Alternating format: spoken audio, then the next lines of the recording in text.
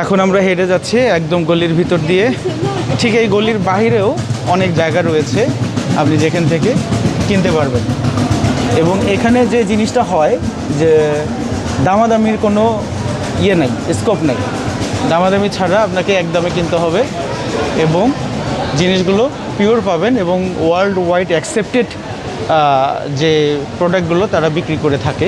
আসলে স্বর্ণ কেনা বেচা শুনতে অনেক সুন্দর শোনা যায়, কিন্তু এখানে হিউজ টাকার একটা অ্যামাউন্ট আপনাকে বিনিয়োগ করতে হবে যদি কিছু বেনিফিট বের করতে পারেন বা বেনিফিট বের করতে চান। আমরা এখন 3 নম্বর থেকে আরেকটা গলিতে চলে এসেছি। মূলত মূল গলিটা হচ্ছে এইটাই।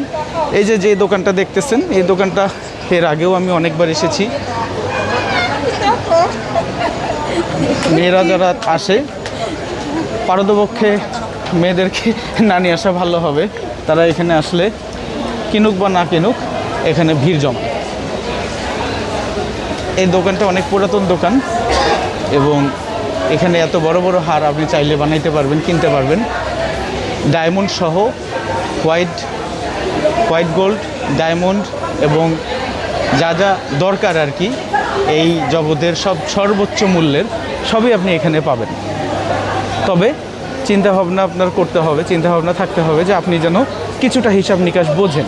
তবে এখানে চায়নার মতো ওরকম দামাদামি নিয়ে কোনো ঝামেলা নাই, এটুকু আমি বুঝতে পেরেছি বেশ কয়েকবার এসে, যে আপনার ওই দামাদামির ঝামেলাটা নাই।